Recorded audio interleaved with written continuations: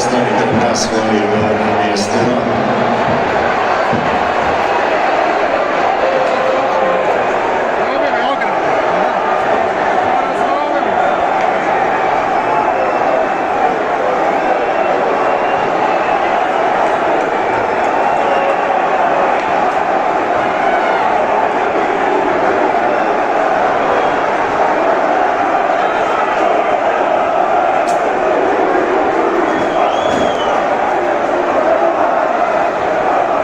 Svi one koji slušaju Terenu da se vrate na svoja mjesta.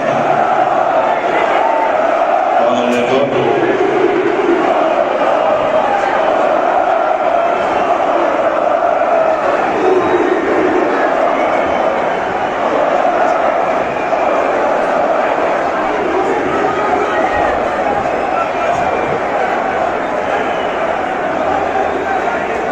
Dvoja vrata su oni njima ključali.